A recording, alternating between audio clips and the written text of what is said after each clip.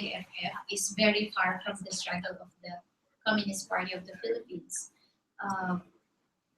The Communist Party of the Philippines National Democratic Front is more of the class struggle. So you can see that like in MNLF, MILF, they do not really consider imperialism or US as an enemy because they see that yes, US is an enemy, but they cannot fight it. They cannot win a war against an empire that is like colonizing the entire world. So they are just fighting against the oppression of the national government and they want to separate. But the Communist Party of the Philippines, who is also organizing the Moro people right now, is considering as the #1 enemy is the US imperialism. So yeah, so that's the some of the organizational and ideological differences of these major revolutionary organizations in the Philippines. So among the organizations of the MILF, you can see like leaders in the MILF and MNLF who are also oppressing the people because they are landlords. They are warlords. So the struggle of the MILF and MNLF is not a class struggle. So that's why when you see on the like agreements, the agreements that they entered does not address the landlessness of the Moro people. It does not address the plunder of the imperialist countries to their resources. Because they just want to be recognized and to be given at the minimum an autonomous government that is run by the Moro people or by the leaders like them. So it's very unlikely with the struggle of the Communist Party of the Philippines that wants to like smash imperialism, distribute the lands for the farmers, provide services, national industrialization to resolve poverty and joblessness. So that's the difference of these two fronts. While the BIFF, which is a product or a separate, breakaway group from MILF, is like a loose. It's an organization, but compared to MILF, which is very organized, BIFF is like a loose organization because whoever, like anybody who was frustrated or disappointed with the peace negotiations can join BIFF. So BIFF is also prone to the infiltration of the CIA because that was what happened in the Mama Sakano operation in that Marwan issue, in which there is a commander in the BIFF that was an asset of the US troops. So the interplay of the organization is like that. Yeah, I just point out that the Communist Party of the Philippines and National Democratic Front also recognizes the right of the Bangsamoro people to self-determination.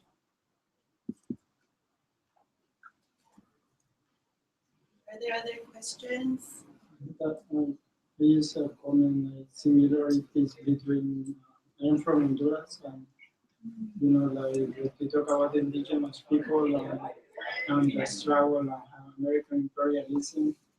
This happened almost the same, almost with different. I think a little bit different strategies, but that say that it's very important that people, not just the Moro people fight, but everyone in Philippines, but everyone in the world to fight together because we are fighting the same enemy, the same country who is screwing up like the entire world. It is pretty true in a way, and that's why I'm here too to learn a little bit more about what's happening in Philippines, and this has been very informative.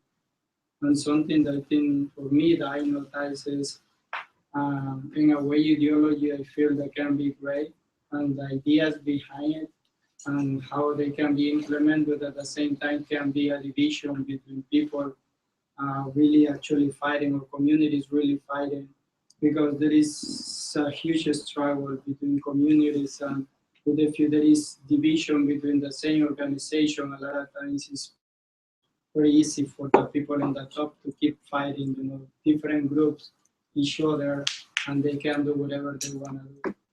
And I feel it's very important that in a way you find the best way to work together. In my country, it's a lot of left organizations too, and a lot of different groups, but still, like they are a lot of times more focused on fighting each other than actually trying to. So right now it's pretty, sorry, but it is very important when you say, sorry about that.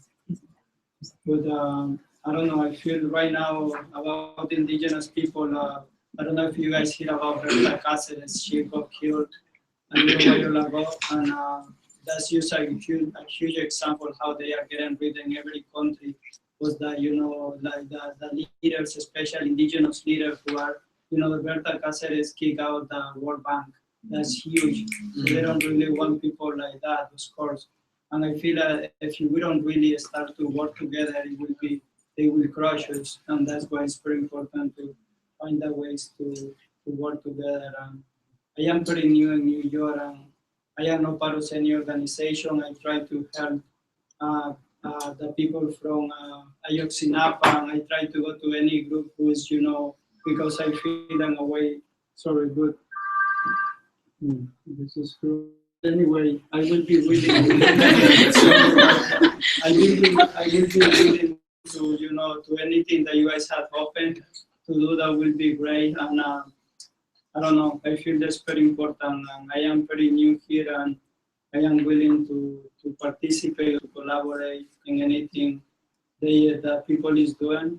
I feel it's very important that we really start to work together.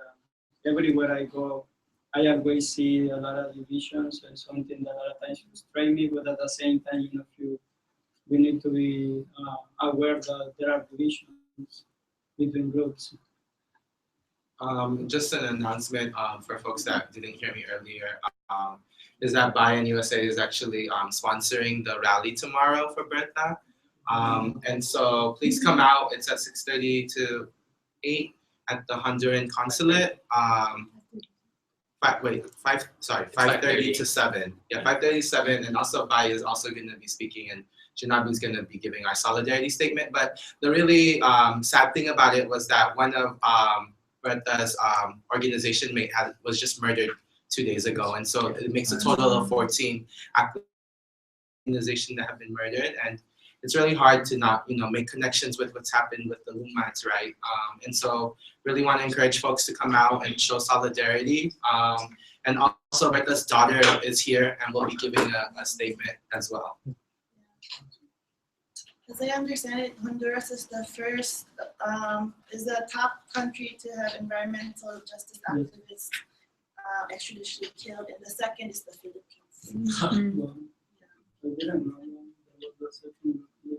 Yeah, right after. So I hope everyone comes tomorrow. Are there other questions too, or comments, thoughts?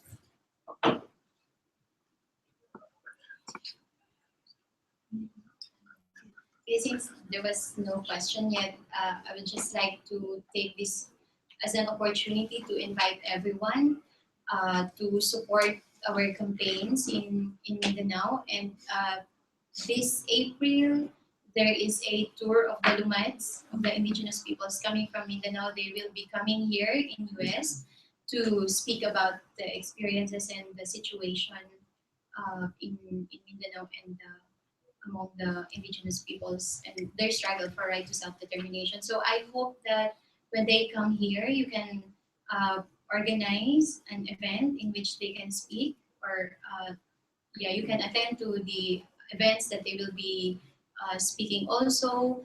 And I think this year also there will be a mission going to Philippines. I just don't know the dates, but maybe you can coordinate with the organizations, the Bayan and Gabriela here.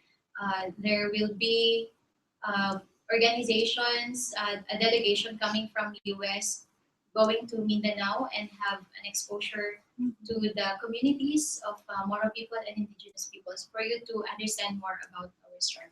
When they are coming. April. Would you have the exact dates of the April the Luma tour? So they're actually doing a national tour. The days that they're actually going to be here, so they'll be in first stop that they'll have is in Washington DC, and then they'll be going head to the West Coast, and then to the Pacific Northwest and back. And their last stop is actually here during the same time at the UN Permanent Forum for Indigenous People. But the date is May 21st to currently right now the 23rd, so they're only here for a few days.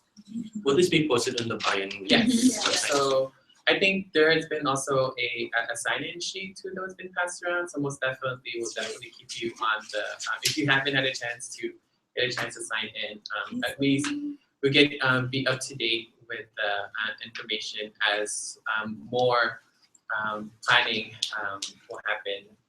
Currently, right now, as you all know, as much as we want to get folks, more folks to come over here, and it's really great that we have Bai Ali here.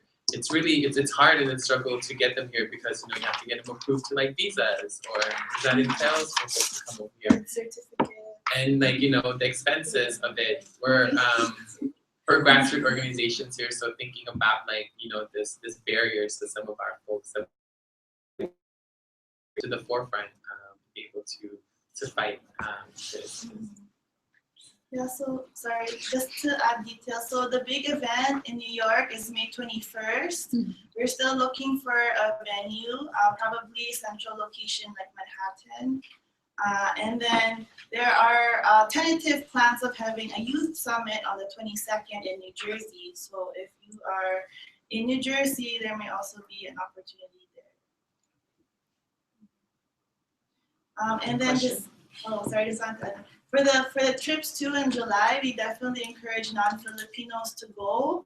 It is very important for non-Filipinos to go to the Philippines, especially Mindanao, and elevate the stories and the situation of the people there on an international level. And actually, this past November, the Bai Ali USA Peace Mission was able to send a delegation that met the widows of Mama Sapano. And that's where we met Bai Ali. So we really encourage you all, if you're interested at all, to sign the sheets, and we'll give you updates on the trip to the Philippines. Sorry, go ahead. This sheet? You're talking about this sheet? Yes. Yes, the Yes. sign-in sheet. Okay. If you want, you can even put like a star on it, or things like, hey, just exclamation, something. We're also, and I want to be able. I know we're also short on time, so we maybe have just a couple more questions to wrap up. If folks can't go on Expo, what are some concrete steps that they can take here to help with the Moro situation that's going on? So tangibly too, as part of Bai Ali USA, we are an alliance here in the Northeast. We're an alliance here in USA. Here in New York City and New Jersey alone, there are 4 mass organizations that folks can join. So there's 2 youth and student organizations. There's Bai New York in New Jersey. And then there's also a women's sector, GABRIELA in New York. And then there is another group, which is a human rights group, which is NYCHA, New York Community Rights in the Philippines. Tangibly, those are 4 mass organizations that I think when we were doing the introduction earlier, there are a lot of us in this room for folks to plug into. But that doesn't necessarily mean that you can only be a part of this movement or be part of this work by joining the mass organizations. There are plenty of ways of who to volunteer in any of the events that we have, or even attend, and really getting folks this information out there. So you spending about 2 hours of your day today really means a lot of having this event work, because that means there are more advocates out there that can go into the communities, that can go to your friends, that can go to your family, and let them know what you heard about today and what you've learned. There's also another formation. It's called the International League of People Struggle. On my shirt. It's a league, an international league with member chapters in over 30 countries around the world. And so there's a chapter in the USA, ILPS USA, and we are currently processing membership requests into the league at the end of this month. So if you're interested in getting more information about the International League of People Struggle, please sign the sheets. We actually had our International Assembly last November, and a bunch of people there spoke. Bai Ali was there too. Everywhere. And we had people like Cynthia McKinney, Leila Khaled was also there, and Jose Maria Sison, who was the chairperson of ILPS, gave a video speech. So yeah, and you can get involved too potentially. That's America, not the people. Yeah, so these are all the people there like a fist smashing imperialism. We have member organizations in Honduras. Yeah, Really? yeah, we have members. So I forgot to mention that we're doing black armbands. So if you're gonna come tomorrow, or even if not, and you want to wear it in solidarity tomorrow, please grab one. I'm gonna pass it this way. This is for Bertha. Do folks have any more questions for Bai Ali? I have that last. Yeah, sure. We have a couple. So about the military bases, because like you told me about the visiting military forcing for 91. I had so now that they can occupy any base in Philippines, do they have a specific number for bases that they are occupying? US, or how many they are? Do they? That's the problem, because not even the Philippine government knows on how many US troops are present right now in Philippines. They can just come in without any documentation. You know, when we get here in US, it's very hard because you have to line up in the US embassy. Many questions are being asked to you, but these US troops, even if they are the violators, like raping Nicole, raping or killing Jennifer Laude, they can just come in, come out in the US government without any documentation. So we do not know if these US troops are involved or have killed Iraqi people, they are criminals, or they are what? We do not know. Even the Philippine government has no documentation on them. But we know the stations because they are they are seen in the communities. Like we can see US troops in Cotabato City, roaming around the mall and going to McDonald's because that's their favorite place in our communities. So we know that they are present because they can be seen in the community. They are in Cotabato City, in North Cotabato.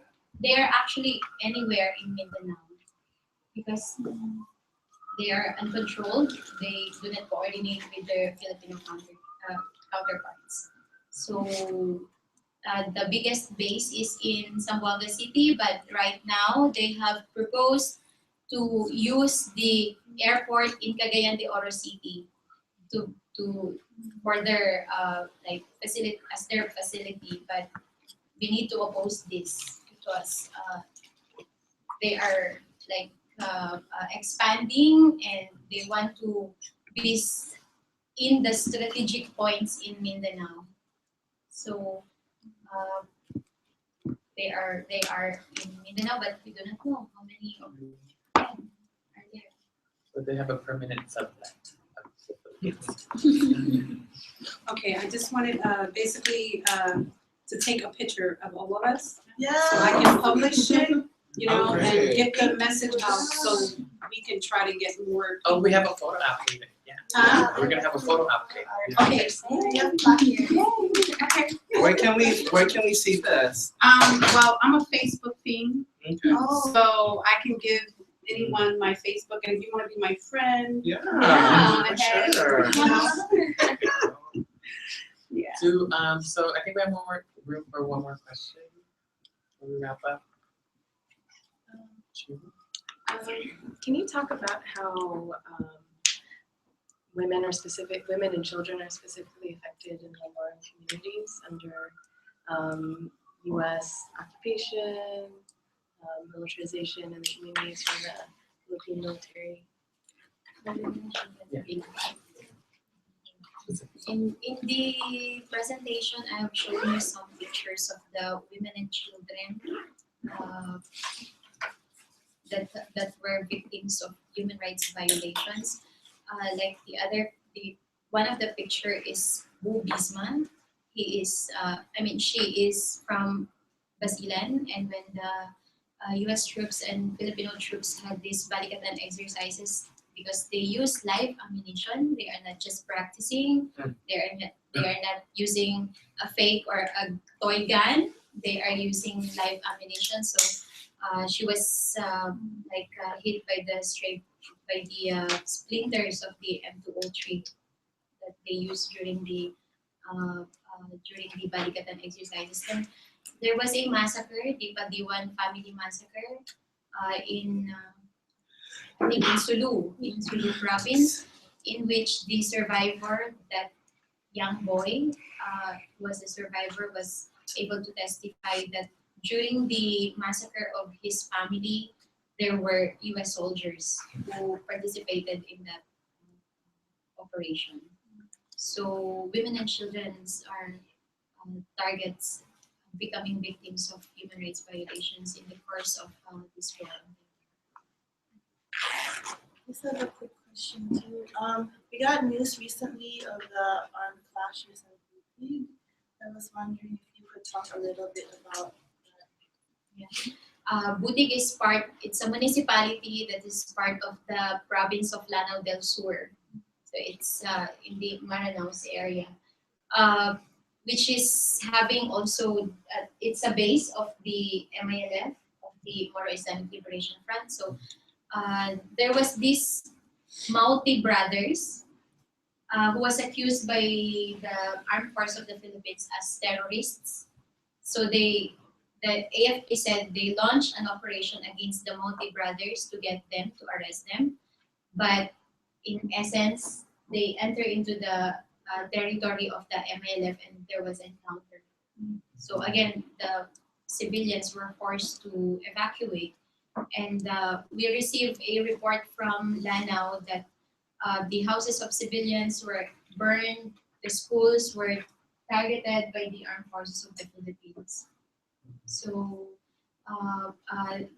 another group from Lanao issued a statement and actually had a protest rally in Lanao, saying that the AFP must stop labeling the communities, the community leaders, and the family of Mauti brothers as terrorist family, because the AFP is not stopping their operation, and they are really they wanted to get the families of this brother. The community denied that the Mauti brothers are terrorists. They say that the Mauti brothers are Islamic scholars and they are not terrorists, because there were no reports that there were terrorism in Lanao del Sur. So why are they accusing the Mauti brothers as terrorists? If there were no violations or no bombings in Lanao del Sur, so this is another justification of the military in their operation in Lanao del Sur. Because, you know, the disappointments among the commanders of MILF because of the result of the peace process is now like burning, and the soldiers wanted that because they get money out of war. So they instigate the attack to justify that and to say that the Moros are disappointed and they broke out the war. So it's not true. It's actually the military who are instigating the conflict to justify another war in Mindanao. This was as recent as this month. Yeah. Or Last month, last February. So can you say that again? You're saying that the military is instigating? Yeah, the military is instigating this armed conflict in areas of the Moro people to justify another round of all-out war, because they get money out of this war. They are being promoted whenever they are engaged in this war. and they sacrifice. That is in the they are sacrificing the lives of the innocent civilians in the communities. You're still in evacuation now. Yeah, around the on the report that we received, around 1,000 or more than 1,000 individuals were still staying in evacuation center in Mindanao. And that's another. There is another evacuees in Maguindanao because of the war against the BIFF. So elsewhere in Mindanao, there is evacuation. Indigenous peoples evacuating in the southern Mindanao province and in the northern Mindanao region. In the Moro areas, there is also evacuation. So we say that it's actually Mindanao under attack. And this attack is just what I told you, is really a war for plunder of our resources and to attack the people who are resisting this imperialist war and imperialist plunder of resources. Are they also using some of the civilians as instigators for the freedom fighters? Freedom fighters are in central Mindanao, so that's in Lanao del Sur, that's MILF. But in your question is in the areas of the BIFF. I think so. In the case of Tambaco Ali, who was once a commander of the BIFF, which was reported to be a U.S. mole. He is an asset of the U.S. troops who was involved in the Mama Sapano operation. Thank you.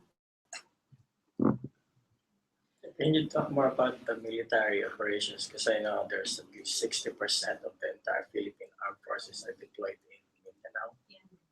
Yeah, that's true that 60%, or if I'm not mistaken, around 55 battalions of the armed force of the Philippines deployed in Mindanao, and large troops are deployed now in southern Mindanao region.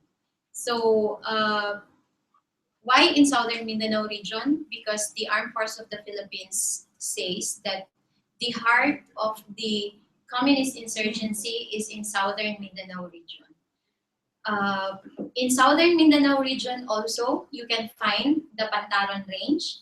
It's the ancestral domain of the indigenous peoples in Mindanao, and the only remaining ancestral domain of the indigenous peoples that was not yet fully mined by the foreign companies. So, Pantaron Range. It's a mountain range crossing around 5 provinces: Agusan, Bukidnon, Davao, and Surigao. So it's really a big range of mountains, and this is the target of the Aquino administration to sell to the foreign companies for mining. So that's why in this year alone, for 3 months, January, February, March, there were already 7 victims of extrajudicial killings in southern Mindanao region alone.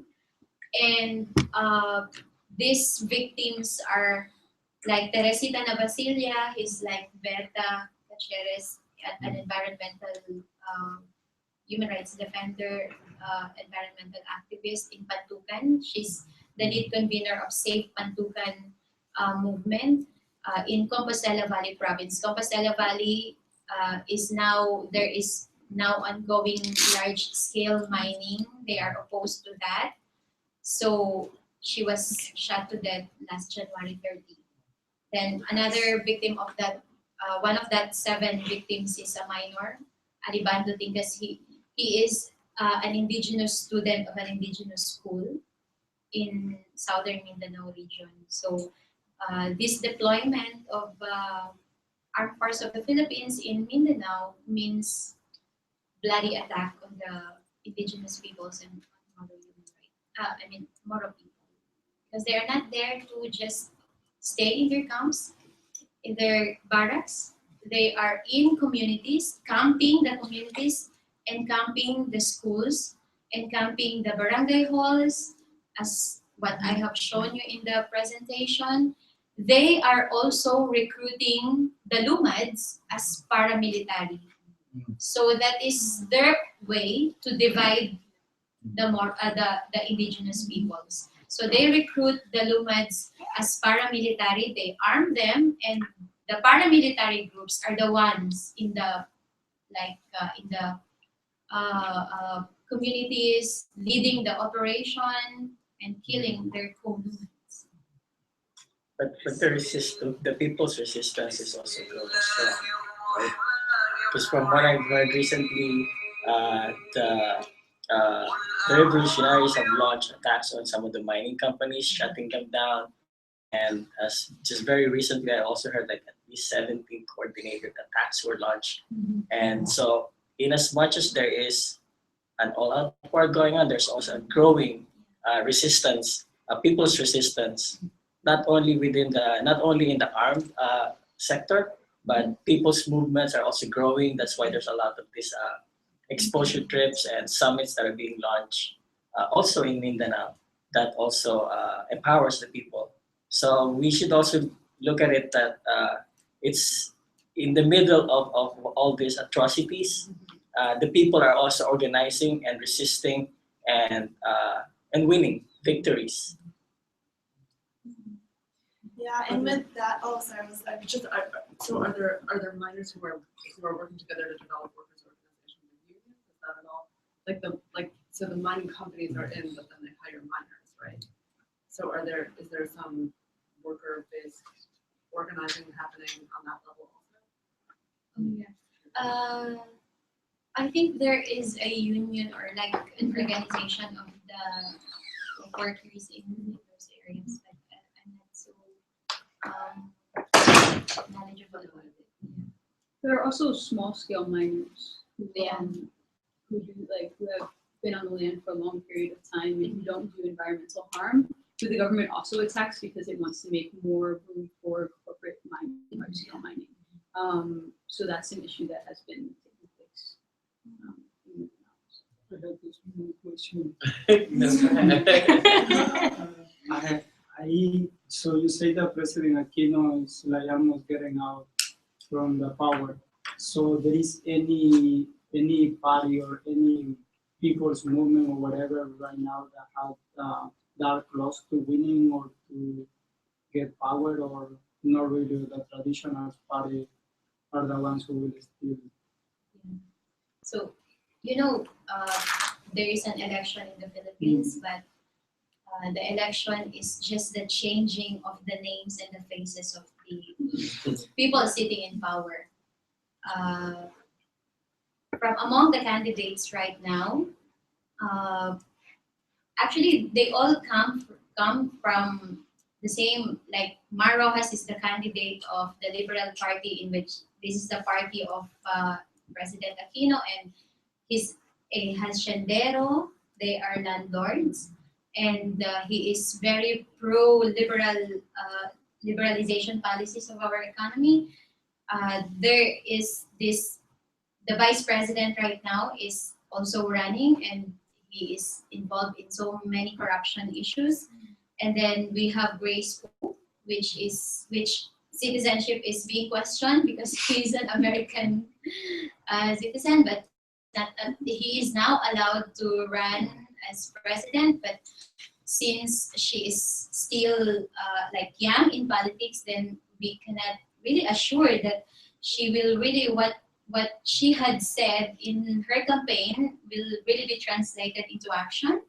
And then we have another candidate who is coming from Mindanao, a mayor of Davao City.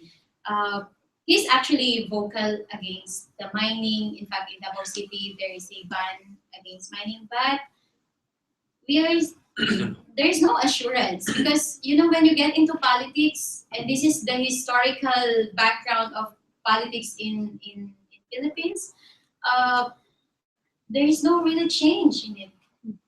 The change is only in the names in the political parties sitting. but the laws on the economic, on the political are just the same. So maybe we can hope very little change, but this will not greatly change the situation of the indigenous peoples and the Moro people or even the Filipino people. It's like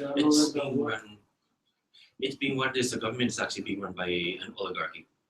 Yes. The Aquino oligarchy. And if you look into how the governments are established, like the Philippines, it only serves as puppet of like US as an imperialist country.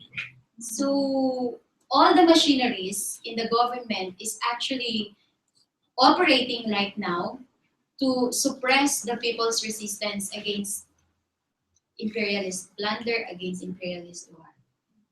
So thank you. I mean, I think I know we'll get to maybe later as we kind of wrap it up too.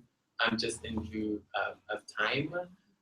So once again, thank you for the really fruitful conversation and discussions that we just had. Once again, I really, really want to thank you. I know you've probably been doing this really extremely busy. I know you just landed here in the belly of the beast not too long ago and has been put to work. But knowing and really understanding that the work that you're doing in the Philippines and the work that you're doing here, it's really important to be put out there in the forefront in terms of our work. I don't know if you want to just like sum it up, and then we'll just do a little photo op, and then if folks still are here, maybe swap. Okay, so for us here, I hope that people are starting to, they learn something and are leaving with ideas on how to move forward and how to advance all of our movements and struggles together, because for us who are in the United States, it's important to elevate the stories of those in the third world, because when it's brought to the international level, that is when the governments are being pressured. So your international solidarity is valued, is necessary.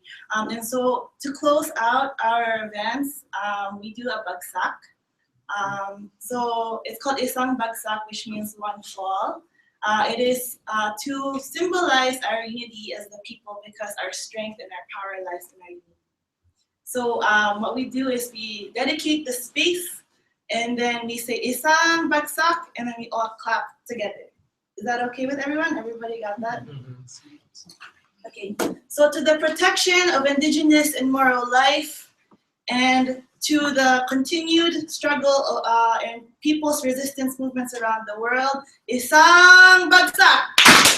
Thank you. Please take a picture. Come to the front. Come to the front. Thank you, Bai Ali.